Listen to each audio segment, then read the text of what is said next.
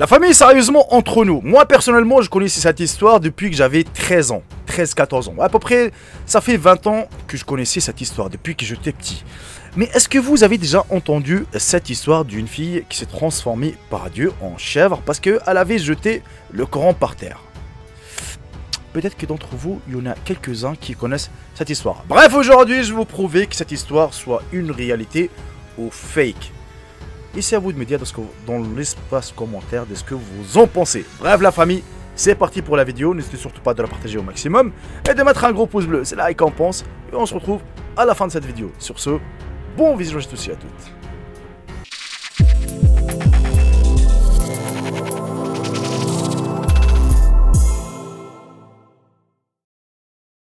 Des nombreux mythes s'y répandent dans notre société, prétendant punir les gens sur Terre par leur calomnie en leur envoyant un coup de foudre. Et ce sont toutes des histoires qui ne sont pas mentionnées dans le Coran ou la Sunna et qui n'ont aucun fondement dans la vérité autre qu'être un mythe.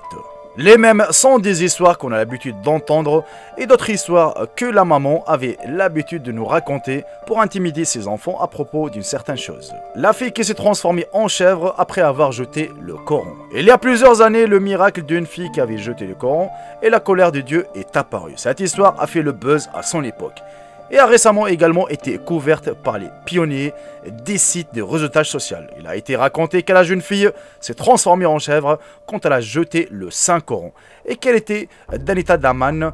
Elle suivait une chaîne de musique pendant que sa maman lisait le Coran et elle a dit à sa mère « Tu me déranges avec ton Coran ». Ensuite, la fille s'est levée et a pris le Coran et l'a jeté par terre. Alors la maman s'est levée et l'a porté et l'a placé sur sa poitrine. Alors Dieu Tout-Puissant l'a transformée sous la forme d'un animal rampant et qu'elle a été hospitalisée à l'hôpital Sultan au Yémen.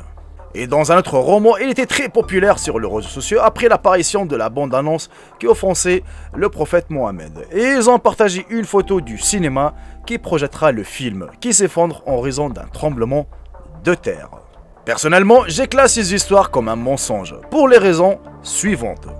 La fille mutante d'une chèvre n'est qu'une statue anthropomorphique de cire réalisée par un artiste australien. Et c'est une imagination scientifique de la réincarnation des humains avec des animaux, utilisant des techniques de clonage et de la biotechnologie, publiée sur le site de certaines galeries en ligne. Et elle a été facilement utilisée pour prouver l'authenticité de l'histoire de la fille. Et tandis que le roman du cinéma détruit par un tremblement de terre, ce n'était qu'une image des bâtiments détruits par le tremblement de terre chilien en 2010 qui a secoué la région du sud. Vous savez pourquoi j'ai évoqué ce sujet, la famille? Parce que déjà cette histoire je la connaissais depuis que j'étais petit. Et quand j'étais petit, je croyais à tout. Surtout quand votre maman vous dit ouais tu vois ce qu'il a fait à cette fille, ainsi de suite, en fait, ça restait dans mes mémoires jusqu'à maintenant, enfin jusqu'à quelques années, je croyais à cette histoire, je me dis c'est un miracle, vraiment c'est incroyable. Le souci quand on est petit et quand nos parents nous racontent quelque chose, on a tendance à y croire sur le champ, sur le coup. Et là jusqu'à maintenant, je vois que cette histoire est en train de se propager sur internet, sur YouTube, sur Facebook surtout, sur le site arabe, ainsi de suite. Et je me dis, mais attends, les gens ils racontent encore des conneries pareilles. T'as des gens qui croient encore à ces conneries.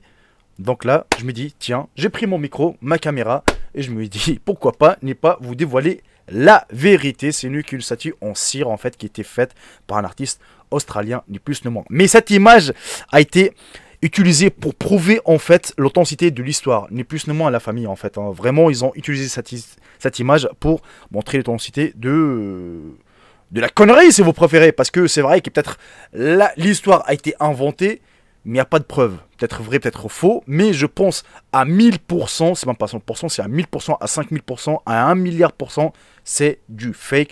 Donc, ne croyez toujours pas aux mythes et aux histoires étranges que nos parents parfois ont tendance à nous les raconter pour nous effrayer et pour nous intimider. Voilà, famille, on arrive à la fin de cette vidéo, j'espère sincèrement qu'elle vous aura plu, je sais qu'elle est très très courte. Sur ce, profitez bien de votre journée, de votre soirée, et je vous dis à très très bientôt pour une toute nouvelle vidéo. Salut tout le monde, c'était Jaiko, bye bye, ciao ciao. Je vous aime tous mes frères et sœurs.